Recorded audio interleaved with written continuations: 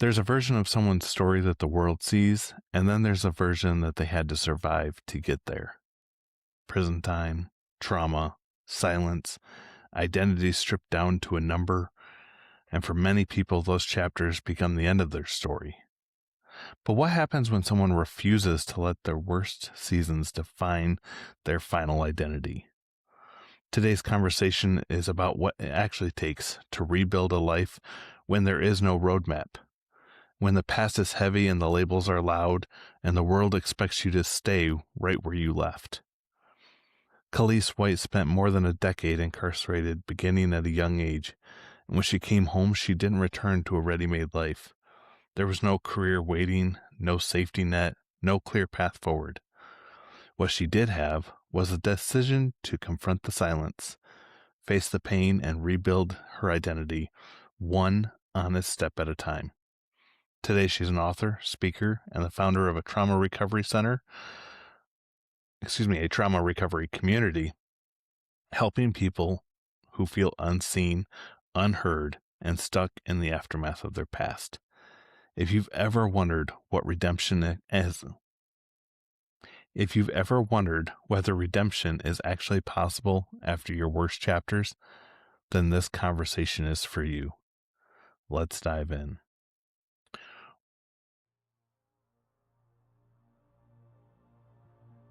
Welcome to Unmasked, where we take off the filters and we get real about faith, failure, and finding freedom.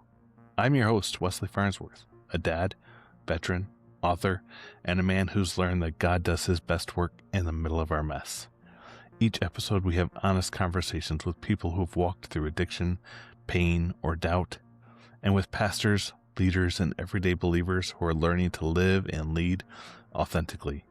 So take a breath, pull up a chair, and let's get real. This is Unmasked.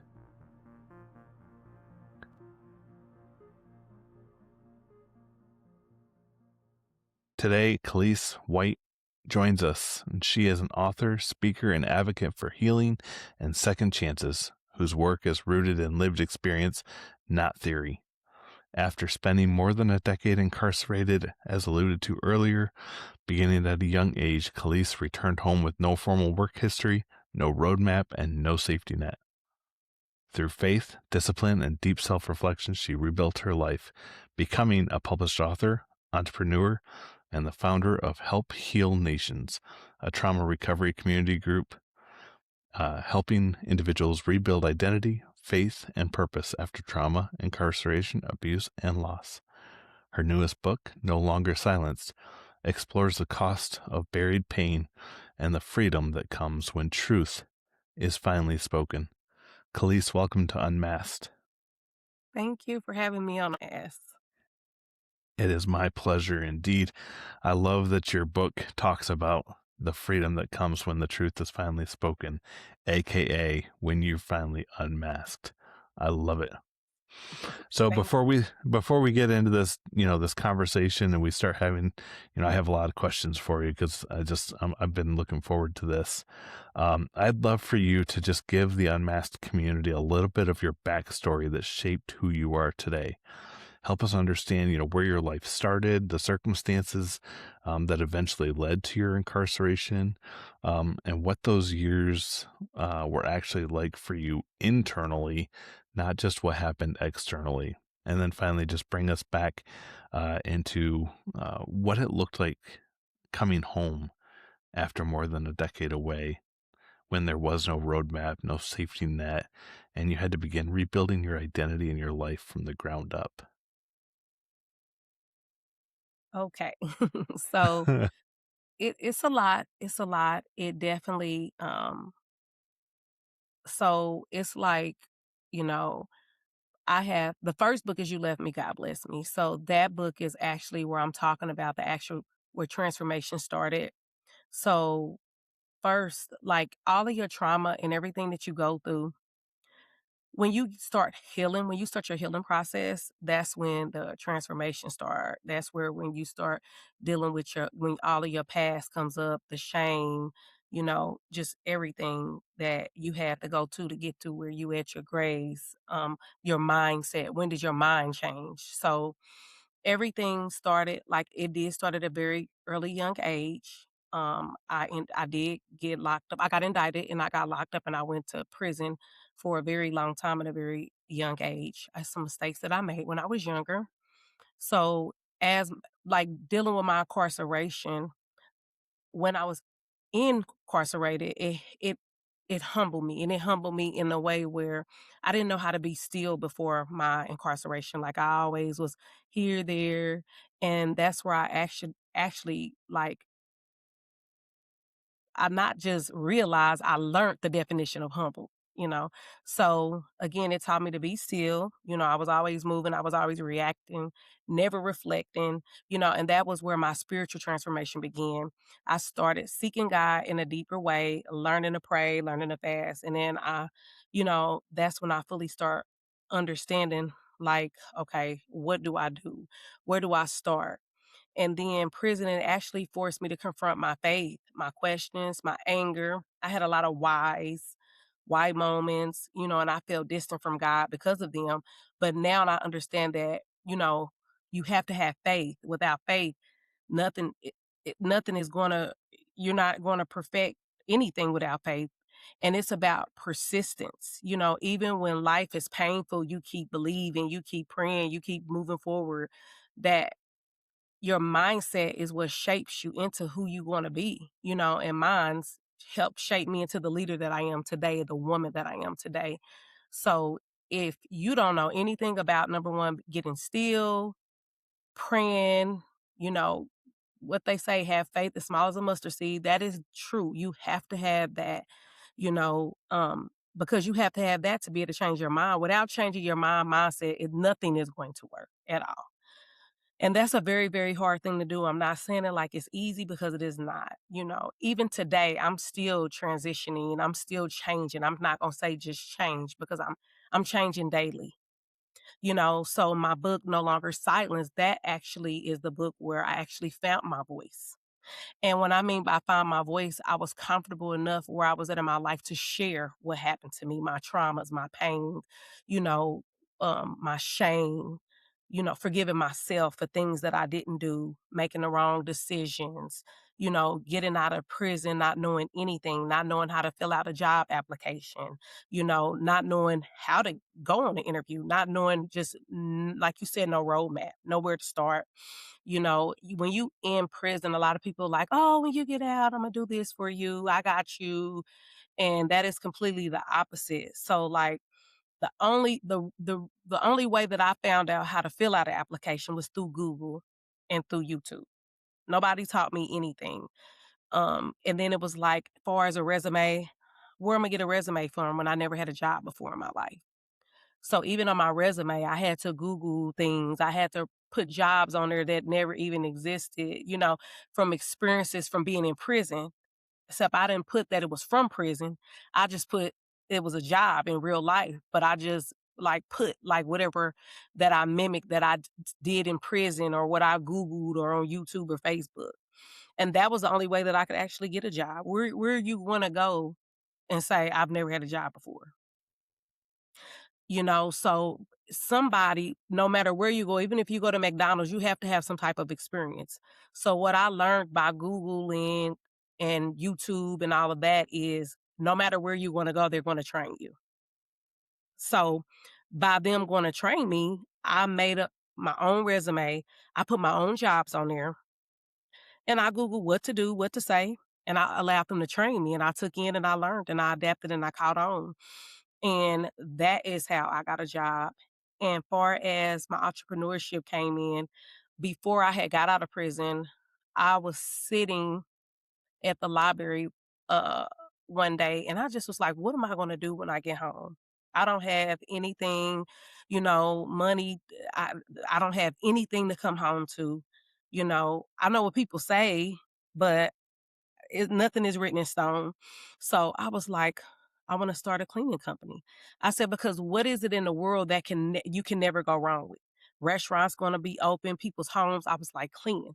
So I did come up with that while I was in prison. I was like, okay, I'm going to do that. But even me, even putting that in my brain, I still didn't have a roadmap on how. Like, I didn't know anything about entrepreneurship, not legally, so I always kept it in my mind. So I started like as I was getting closer to coming home, I started requesting documents for like cleaning companies, franchises, and they like would send me all the information and I like studied that. But when I first got home, I mean, I couldn't just jump and go get that because I didn't have no money. So again, that I had to go do all of these jobs that I never done before, all of these jobs that I allowed them to train me. I Googled what to say, how to get the job, what to do, and I did all that on my own. So by me doing all that, studying day in and day night, going to work, getting off of work, still keeping myself in some kind of training because I knew I had to get better jobs to be able to save to come up with the money to get a cleaning business. So I taught myself everything that I know. Like I said, when I got home, I mean, when I left, there wasn't any Facebook. There wasn't even no Google. It wasn't no Google, no Chat GPT. It was nothing. So I felt like I was a little fish in a big ocean. And I just felt like I was going every way. And I felt like I was sinking because I was like, I'm just here. Like, I don't even know what to do. But I just, like I said, I prayed, I kept the faith, and I taught myself.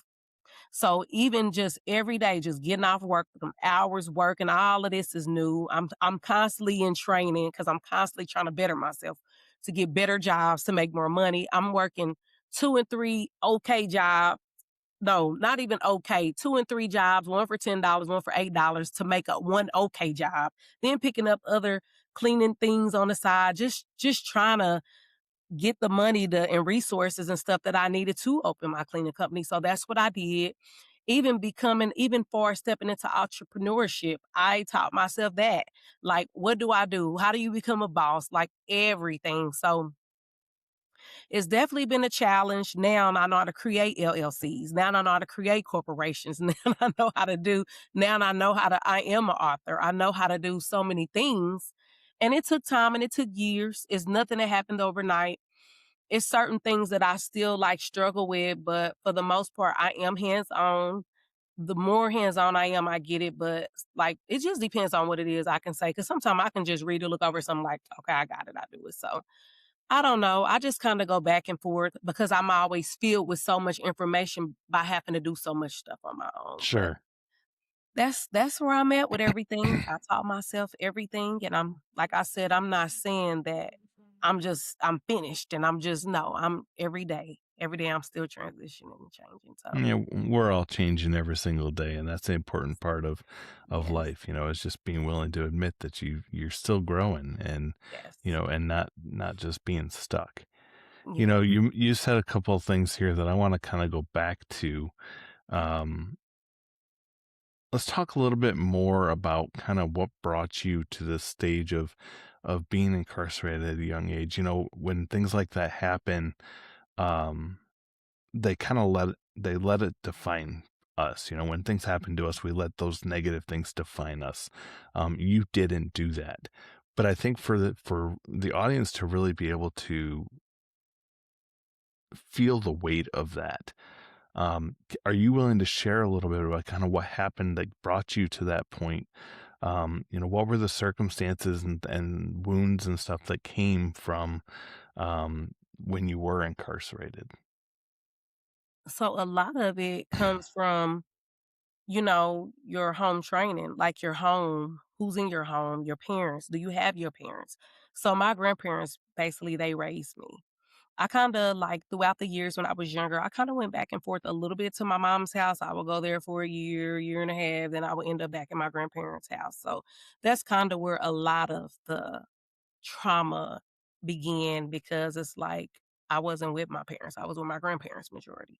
They were older. They started getting sick, not having a father around, and a man to step up other than my grandfather. See, your grandparents only can do so much, you know, and I tell people that, it makes you when you have grandparents and like I said, they're older, then they start getting sick because, they raise their kids, they're tired, they trying to see about you. Then they still got other kids, other grandchildren. That's a lot of stress. It's a lot of conversations that I heard that I shouldn't have heard, so that was pain trauma, build up, then it made me start feeling like I was a burden, and just different things. And, that's where a lot of my whys, I've always had a lot of whys my whole life, you know, um, even having an absent father, just that affected me, because as a woman, it's a different kind of love that you need from your parents. And if you a woman and you don't have your father in your life, you look for love in all the wrong places with men. It's like it makes you turn to men at very early age. You're always so vulnerable because you're turning trying to fill a void that you never had. You never had that protection of a father's love to just love you the right way, where you knew the correct way to be loved and to receive from a man, where you be able to distinguish, is this love pure, is this love right, is it games? And when you don't come from that, you are it makes you create a brokenness within you because you're here, you're there, you always like feel like you're trusting and you're vulnerable because it makes you yearn and lean and pull more into men, whether they right or wrong for you. And it's hard for you to distinguish if they right or wrong because you wasn't, of course, like I said, you wasn't brought up on that kind of love. So you don't know. In your whole life you go searching for it. And in this world today this is a difficult world. It's evil. People tell you what you want to hear. Things be for a moment. Everybody have a whatever that makes them happy, whatever motivates them and make them feel good.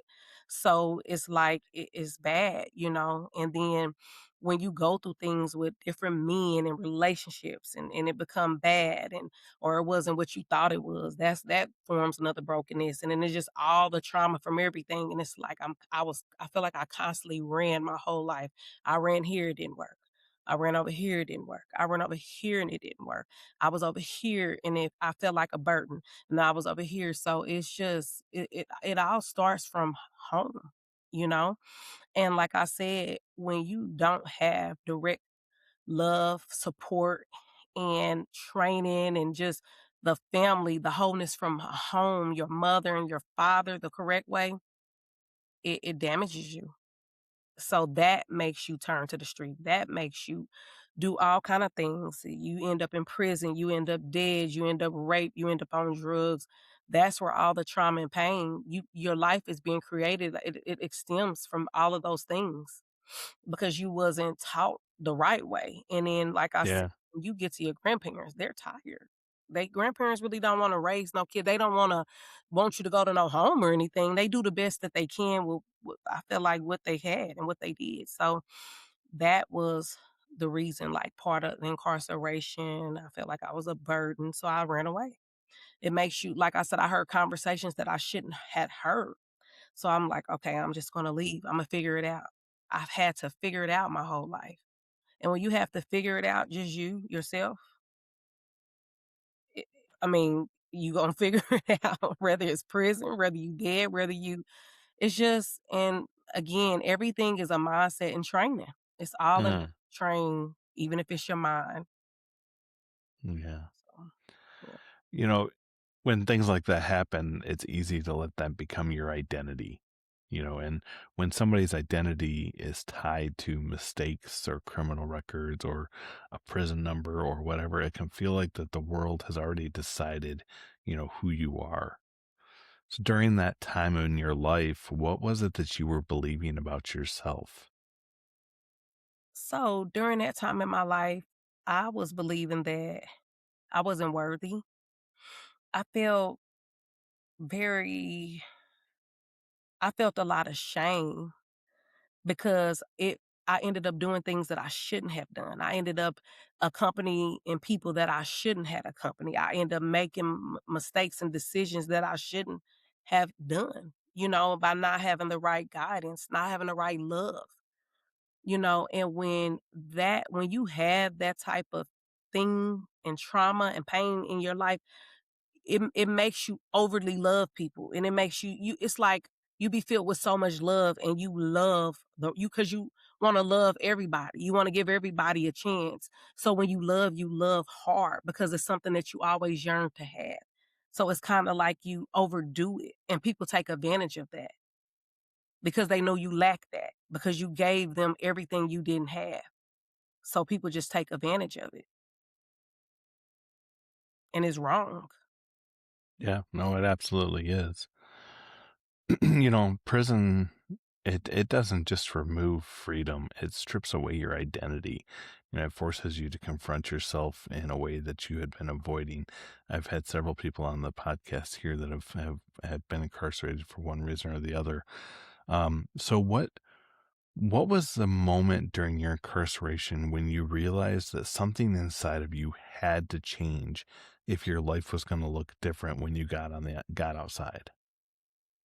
So actually, when I was this close of being free, I got in trouble again. And when that happened, I was like, I have to change my mindset because my life flashed in front of me. Cause it was like when I got out, again, like I said, I was lost. I felt like a fish in the ocean. And I was just I was wiggling every way, but I was still sinking, you know. Um, it was bad. Like I had to, it was hard for me to it was really hard for me to change my mind, like said. So like I would have like migraines and it was hard for me to like, you know how like when you get real still and you get real quiet for your peace of mind so you can think. It was hard for me to do that because my brain, it was really hard for me to turn it off because I've always had to figure out things. I didn't know how to turn my brain off. So without me, I just really had to have faith in the Lord, and I had to start. I didn't even know how to pray, but I had to learn how to pray like immediately. I don't know if I was doing it the correct way, but I started praying, for guidance and instruction and which way to go, what's my alignment, help me change my mind. I was praying more for my mind to change so I could change. So once I started doing that, I started praying and just talking to God, like just like how we on here talking, because a lot of times when I would just be still and I'm praying like everybody else pray, I was like, okay, I don't think God is hearing me. So I just started just praying out loud, just talking. I would have to have time where I go in nature and I literally just walk and talk to God, and I do that really good with him. My communication like that is better, or like when I'm just holding a conversation like me and you. So once I got to doing that and I got in the routine of doing that, it helped change my mind. It helped me get some type of direction. So I always tell people, like, I'm never against who people, I don't know who people pray to. I don't try to judge people, because who am I to judge, but I think having some type of spiritual foundation where you're disciplined and it helps you to be still, helps you get your mind together and helps change your mindset. We all need that because without that, you're going to be just all over the place. You're not going to Yeah. change. You're going to continue to make mistakes. Absolutely. And I love that you brought up, the fact of, how you talk. Because I think that's one area that a lot of people struggle with. And they say, well, I don't know how to pray. I don't know how to talk to God. And it's you just have a conversation, just like you and I are. He's right there beside you. He's with you in the room and he's listening. He just wants you to talk to him. It doesn't have to be this formal thing that you have to get down on two knees and, Yes. or, do there is no right way to do it. It's just No. it's a relationship. It's a friendship is and just Right. talk to him like that. Right. So I love that you brought that up. you know, Coming home from incarceration, I'm sure is a battlefield in and of itself. You Constant. mentioned people having make promises and then not following through for one reason or the other, which is kind of expected, I'm sure. Mhm. And you didn't have a roadmap, you didn't have a work history, you didn't have a safety net. We've talked about those types of things and you've shared some of that. What was the hardest internal battle that you faced during that reentry season? It was two very, very hard. The first one was reconnecting with my oldest son because I didn't raise him. So that took my mind, which took my mental somewhere else because it was like the rejection that I received from that when I felt like I overly extended. Like, I love being a mother. That's like one of my best qualities is being a mother. Like, I love everything about, like, creating and being a mother.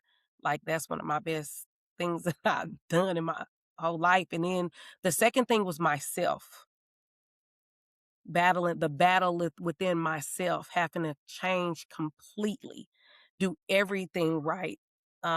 Just, just like the battlefield in the mind. I don't know if you ever read that. Who is that by? That's by what is her name?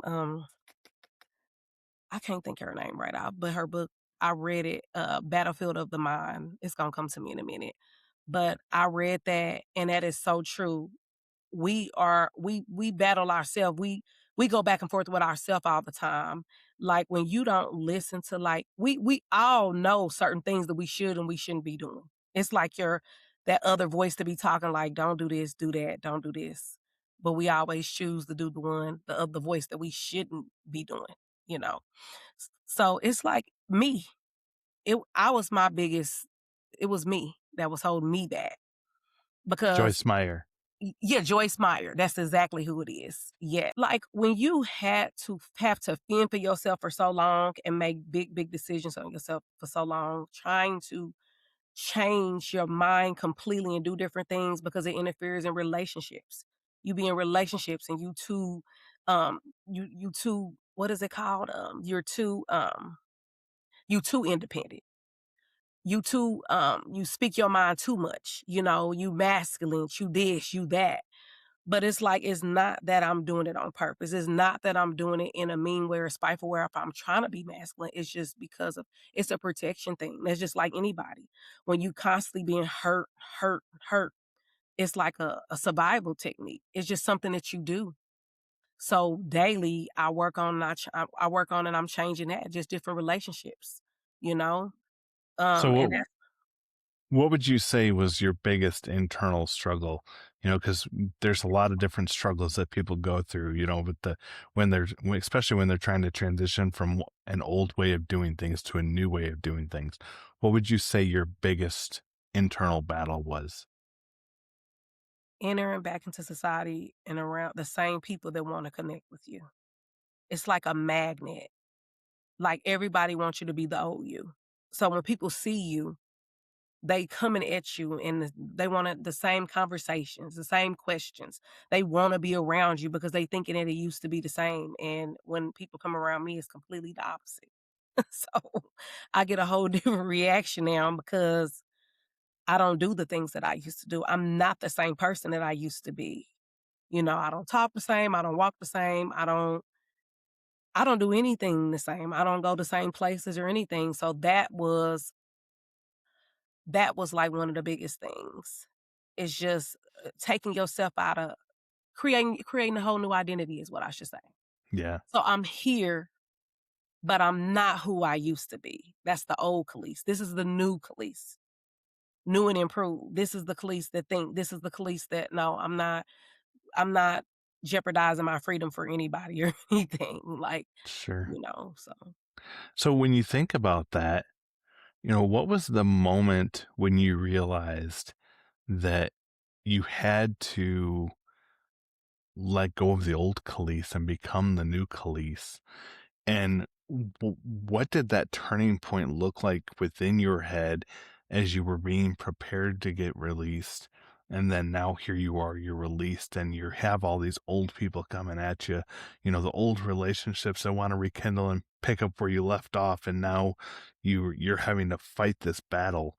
What did that look like like internally? Take us through like some of those internal conversations you had to have with yourself. well, when I first got released, I was like overly excited, right? But when the gate opened and it was opening, like, and I was actually walking through like with my little bag, and I turned around and I looked back, it didn't feel real.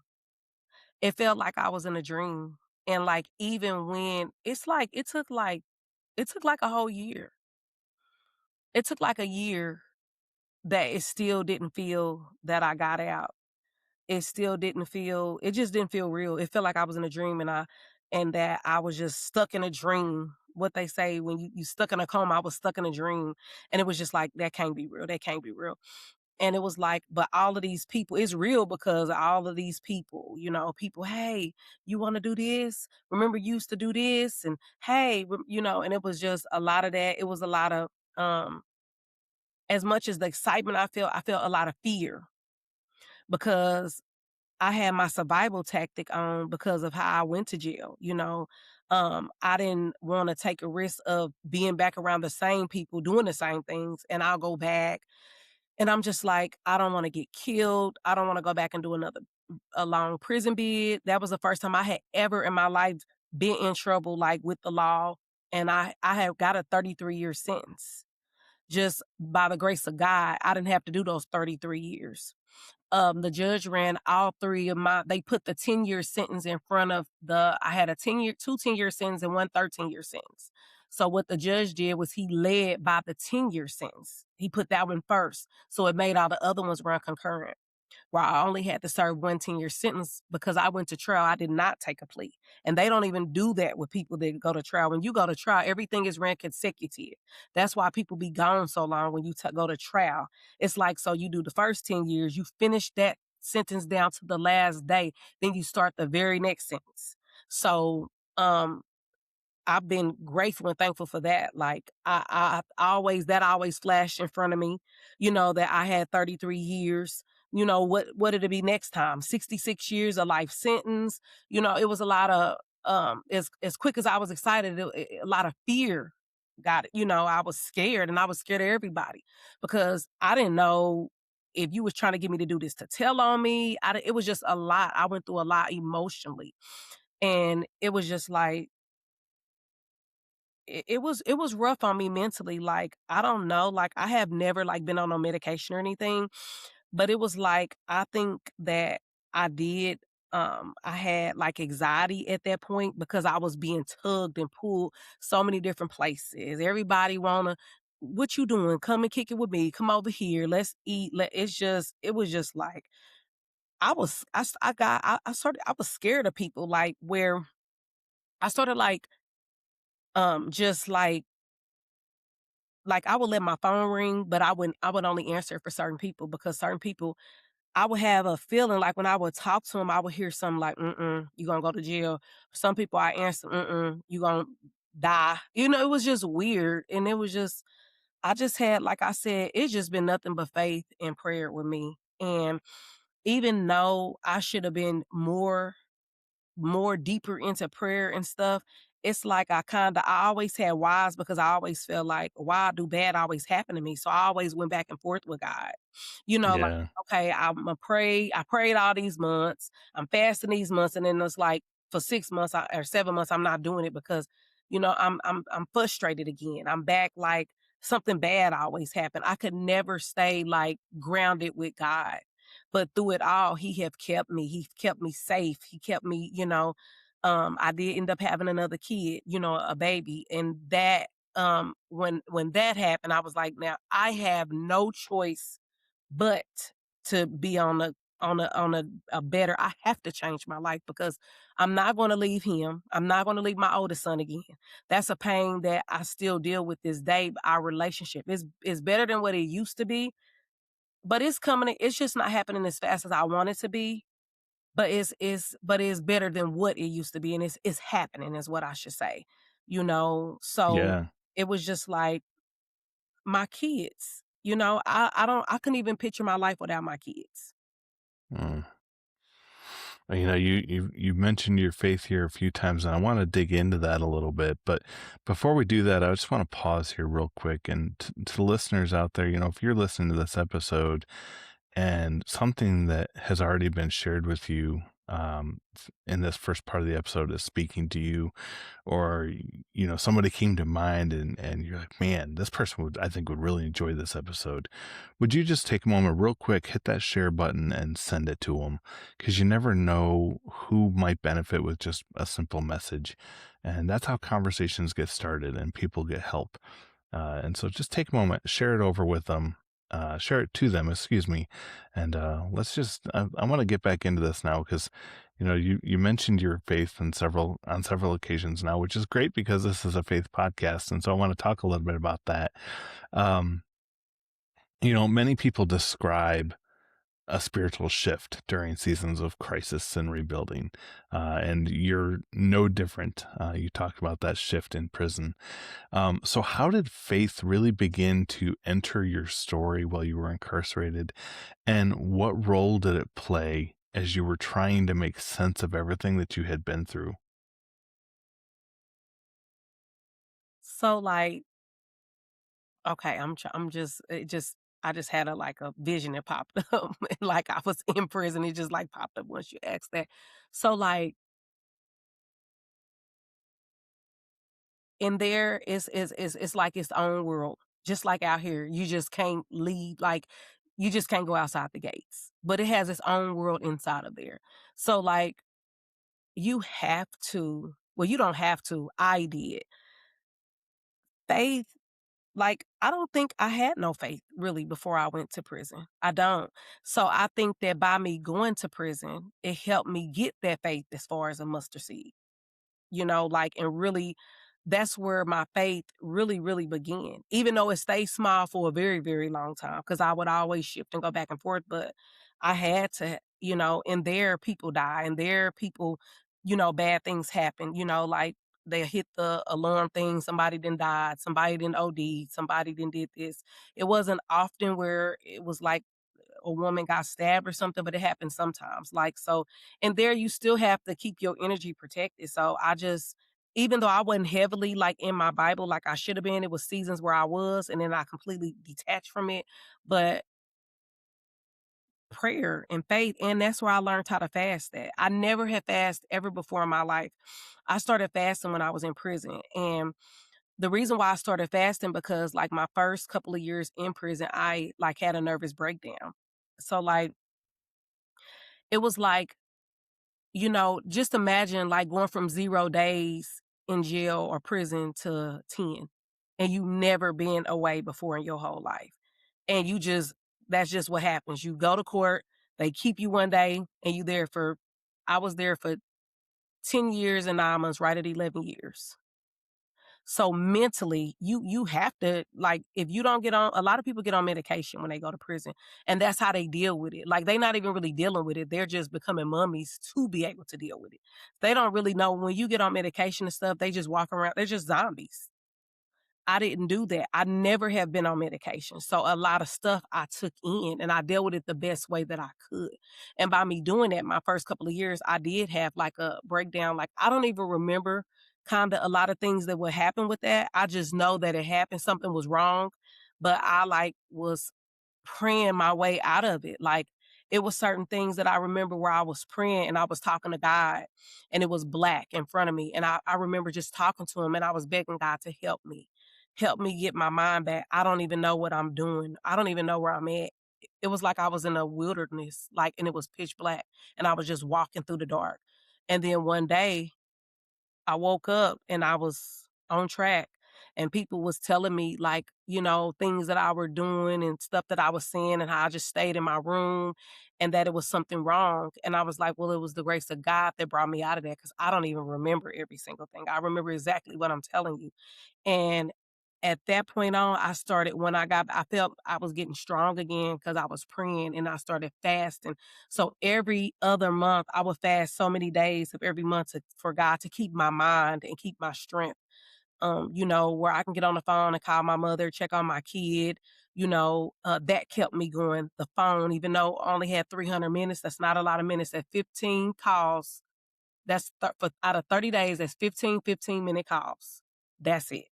So that helped me get back on track, just hearing my kid, getting my visits, and I just started like reading the Bible and like whatever I was going through or whatever I felt at the time, I would go to the Bible, like in the Bible, whatever it say, wherever it led me, that's what I would read. And I actually did read the whole Bible, and it's so strange because even though I read the whole Bible when I was gone, I don't even remember exactly everything that I read, and that's because I know I didn't understand it. So I just read something, but I didn't get fully the knowledge that I need, like, to really understand it because I was just reading and with no understanding is what I should say. Hmm. because in there, people wasn't reading the Bible like that. People really don't do that in there. It's a very few people that did, and I kinda try to, like, stay to myself so I didn't get in trouble so I can make it home, so So what do you think it was that made you turn to? Because it doesn't sound like there was, this in prison ministry that you reached out to you, or there wasn't a missionary that came in, or a cellmate or somebody that turned you on. What is it that you think caused that spark of curiosity, if you will, that made you start to pray and realize that you needed something that wasn't already a part of your life? I wanted to go home. Like, I kept hearing the judge all the time, like, I don't know, I would just hear it, "You have a 33-year sentence, you're gonna do" it's like my time kept playing in my mind, like, all the time, like, I could open a book sometime and I would see my time on there, and it bothered me, and I shut the book, like, it was like I kept hearing and I kept seeing it, and I kept seeing myself in the courtroom when I got sentenced, and when I got sentenced, everybody else started crying and screaming, and I was just standing there like I was just numb, and I just kept seeing it, and it kept making me scared, and I was like, "Lord, please give me another chance. I wanna go home. I wanna go home." So I just was praying and fasting. Like, it was I felt like I was fasting for freedom, like, so I can reach that date where I can be released. And I said, "And God, when I go back out there, I don't wanna be the same. I don't wanna ever come back to prison." I just kept telling them, "I wanna be a better person. Whatever it is that I need to do, I need you to help me. I need you to guide me." And I just kept saying that the whole way I would fast and pray. And I don't even think I really knew the full way to fast, but that's what I thought, and that's what got me through, and that's what helped me stay strong. Mm. So, looking back now, how do you see God working in your story, even when there were seasons where you couldn't see it at the time? Well, one day I woke up, and I know it was when I turned 40. So when I turned 40, one day I just woke up. Everything that I seen was different, I heard different, even when I looked in the mirror, I looked at different, and I just said I was tired, and I don't want no more. I don't wanna not be right. I don't wanna not live right. I just wanted better for myself. When I looked in the mirror, I had things that wasn't on my body, like I had golds, I had different things. I just looked at different, and I just didn't want it no more. I wanted to, become a better me. So that's what I start creating. I started speaking life into myself. I started getting different affirmations from different things, pinning it on my mirror in my room. Every day when I woke up, I would read it, read those things. I would write things down. I would get notebooks and keep writing a whole bunch of different affirmations and prayers down. And then I felt it I can be around certain people and I didn't feel right around them no more. And they drained my energy. They was making me feel tired and drained. Like it was like they was sucking the life out of me. I can feel my energy just dropping around them. And I was like, I can't be around them no more. So I completely pulled myself away from them, and I prayed them away. Once I felt that energy shift like that, I asked God to remove them away from me out of my life. And I asked God to help me not care about them if I love them, help me not love them no more, help me not care, help me detach where I can go on and don't feel nothing. And that's what he started doing. Wow. So let's talk a little bit more about what life is like for you now. You've gone through all of this. You've come out now a different person, and now here you've become an author, an entrepreneur, the founder of Help Heal Nations, the community that focuses on trauma and recovery and healing. Um, what did you said yourself? Transformation doesn't happen overnight. And so, what were the daily disciplines or decisions that you had to implement in your life that slowly helped you rebuild your life to the point that you are right now? I just like I said, it started from that day when I woke up. I didn't want to be the same no more. I didn't want to be in certain relationships no more. I started praying more. I started fasting. I started doing things that I never done. Like I didn't I I just I just wanted to be a better me. And I prayed about it. I continued to pray about it and I started doing things every day when I woke up. I had told myself when I wake up in the morning, I won't just grab my phone. So what I did was, so I started healing myself. So what I should say, what healing looked like for me in the morning, like I said, instead of grabbing my phone, I start my day off with gratitude. Like, Lord, I'm thankful. I'm thankful that I can see, I can walk, I can talk, I can go to work. I just started thanking God. And then I would thank God for my health, my mind, my stability, keep my mind strong. And then it remind me that God just, you know, with God involved in my daily, he was the shape of my day by starting off with him in the morning. So he like shaped the rest of the day. And I told myself I have to do that. And that's what I've been doing, and that's what works, because I believe how you shape what you put in your spirit when you first wake up, that starts your day. So I read scriptures, I listen to affirmations, or I watch faith-based teachings, and all of that give me strength, to like face the world. Healing isn't about feeling perfect. It's about choosing to push through even on hard days. I strive to be a better person than I was yesterday, 10 years ago, and when people see my transformation, I want them to believe that if I can change, they can too. So Absolutely. And that brings up a good point because I think a lot of people feel like they have to go through things in silence. They have to go through things by themselves. And you obviously don't agree with that, and neither do I. And you've created this community now where people can talk openly about trauma and incarceration, addiction, and grief and identity without the fear of shame and everything. Why do you think it is that people feel like they have to suffer in silence instead of seeking help from others and healing? because of shame, trauma, all of that. So, like, when it's things that happen to you, especially from childhood, because that's where a lot of things start. What happens to you, I believe, from childhood, that's really who shapes who you are. Because when you first brought in the world, we brought in, you adapt, you learn, and that's what you become of like what was put into you, and a lot of trauma, different kind of trauma, all these different abuse, and it makes a lot of people feel, it makes you feel shame about it. Different whatever happened to you is shameful, it's embarrassing. You feel like that, like I was raised that what goes on in the house stays in the house. And you don't tell nobody. So that's what I was raised up off of. And when that happened to me, it's like I held and kept everything in. That followed me through my teenage years, my adult years, and even now, just recently, the last couple of years, I woke up one day and was like, no, I'm not doing that no more. So how I kind of like I started healing myself, but I started doing myself by reading, writing, venting. I've been knowing for a long time that I was gonna become an author. I was gonna write books. I knew that because throughout the years, I had always wrote notes of what I want in my book, what I wanna say, different sayings, and I kept all of those things. And then it was a time, like last year, after all the years of taking notes, over 10 years taking notes, I picked all those notes up last year. Toward the end of the year, I picked all those notes up and I started putting them all down all together in the right order. And I just started writing. I started venting. I started talking. It's like I found my voice. And once I started writing, that helped me. I started reading more. And then I started talking about it. And once I got to the point to where I joined the church like it's been about 2 years ago, a little over 2 years ago.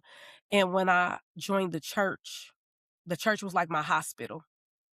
So once I joined church, it was like that was my hospital. I yearned to go there so much because each time I was there, I opened up about something. I was able to release. So that helped me release more. So that's where I can say too, the church was like my hospital as well as me reading and writing. I think that just kind of sped it up a little bit more is what I Yeah. think. It was all like a formula, a combination of everything. And then toward the end of last year, I just start writing and putting it on paper, putting it in format, got it published. I published one book, You Left Me, God Bless Me, November 21st, 2025. And barely 30 days later, December 27th, I published No Longer Silence, and that's the sequel to the first book. And that's years and years and years of notes, both of them. Wow. Two books in 30 days. That's pretty good. My first book came out October last year, and my second book comes out in the fall of this year. And I thought I was going fast, and you're at two in 30 days. My hat's off to you, because that's not easy to do. It's not. Well, your book, No Longer Silenced, speaks directly to the cost of buried pain and freedom when it comes from people when it comes to people finally telling the truth. Mhm. So, what happens inside of a person when they finally stop hiding and they start telling their story? Like I said, it's the mindset. The Yep. mindset followed me into my, like I said, my teenage years, my adult years, even to now, like causing me to keep everything inside, like my pains, my losses, the trauma. So for years, like I said, I didn't talk about anything because of how I was raised. So I carried it silently. But now, like I said, just recently, I'm at a different place in my life. I found my voice. I use it not only for my healing, but now I'm in a different place. I heal myself as well as other people. So, but at the same time, it's like that No Longer Silence book is my declaration that I no longer have to hide my story, and that's when my freedom actually changed my life because it's like that gave me freedom and it my life is different. And I'm like, I can speak freely and I help other people speak freely. That's why I created my community, Help Heal Nations. That's how Help Heal Nations was even designed because I'm like, now I found my voice and I'm speaking. And I'm helping other people speak. They're hearing me, so now they done found their voice, and now they speaking. And with Help Heal Nations, I had always envisioned myself on a stage sharing my story with people all across the world. Hmm. And I knew that it wasn't my healing wasn't just meant to stop at just me. You know, that's how it was like I said, Help Heal Nations was born, and I just didn't wanna heal myself. I wanted people not just from my hometown, not people that just knew me. I wanted to heal nations. I wanna heal wherever I go. I wanna bring hope, faith, and transformation, and I feel like that is part of my calling in this world, is to help heal bring transformation to people That's all over the awesome. nation.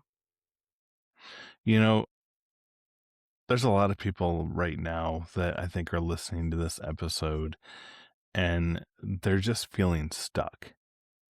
They're feeling stuck in their past, whether it be from addiction or trauma or incarceration or failure or shame, or the list could go on and on and on and on, but they're feeling stuck.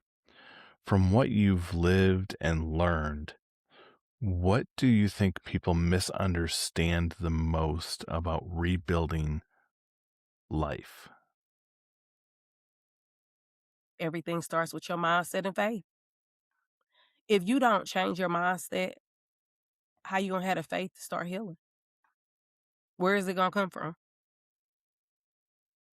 Those are the first steps. Yeah. So in both of my books, I talk about that. Like I said, my first book, You Left Me, God Bless Me, that's the book where transformation first began. The second book is where I found my voice.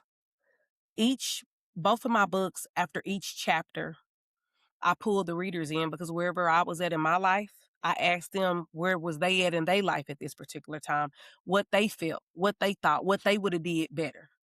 I give them that. I ask them those questions. I give them a closing. I give them a good affirmation, and I give them a good Bible scripture at touching on the area where I was at. So I pull the reader in with me because again, even though I'm telling my story, I want the reader to feel like that they're right where I was and that we healing together. I love that because I did very similar in my first book, The Blueprint of Becoming. It's just there's something so powerful, I think, about hearing a testimony or reading a testimony in this case, and then being able to kind of put yourself in their shoes and go on that journey with them, Right. and begin that transformation process. So I love that you did that. Yeah. You know, I have one more question for you, but before I ask this question, I do want to give you a chance here. You mentioned a couple of books here.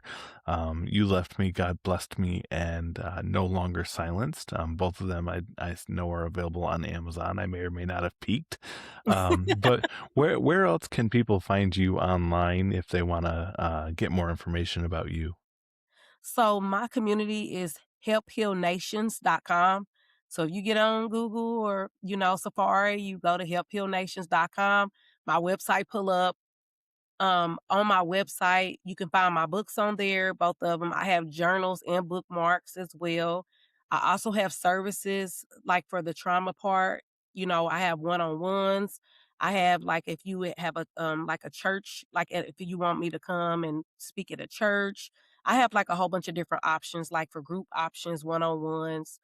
I have a healing area where it's just about healing, where you want to just start working on your mindset and healing services that I offer. And if I don't have those, I get those other services and resources for you. I make sure you get everything that you need.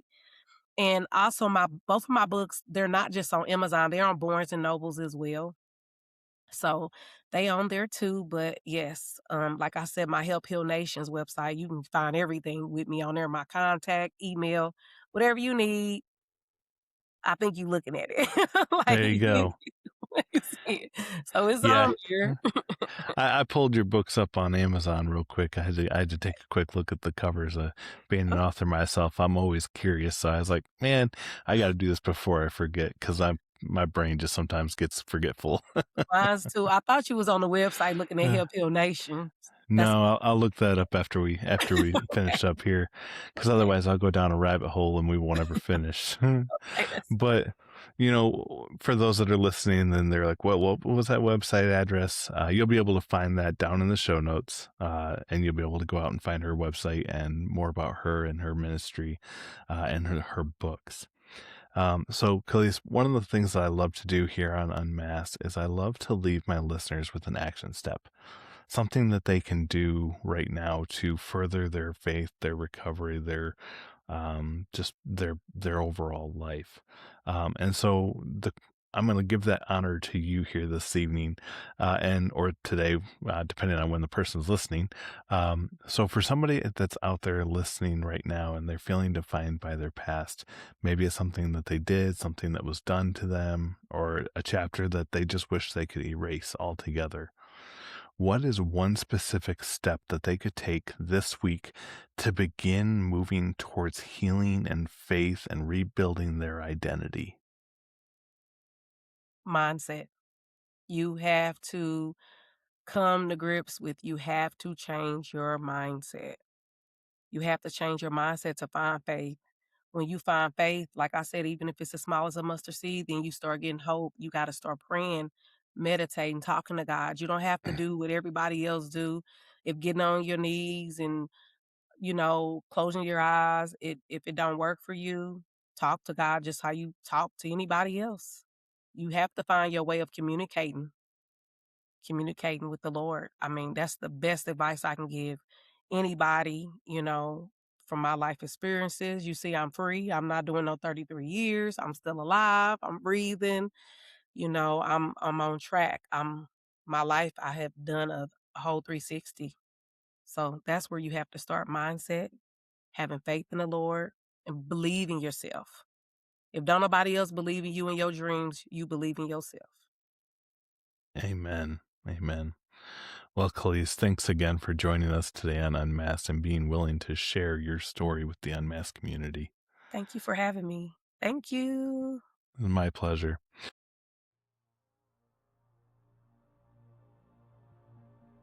Well, thanks for joining me today on Unmasked. And again, a huge thanks to Khalees for coming on and being willing to share so openly and honestly with the Unmasked community. If something in this episode spoke to you, don't let it stop with you. Share it with the one person that God put on your heart while you were listening. You never know whose breakthrough might start with just a simple message. Right. If you want more encouragement, you want to speak with me one-on-one, or you're interested in having me speak at your church or event, you can find everything you need to know at wesleyfarnsworth.com. And make sure you join the Unmasked community by connecting with me on social media so that we can keep walking this journey together. Until next time, remember that grace is greater than your past, and true freedom begins the moment that you choose to live unmasked. God bless you. Thank you.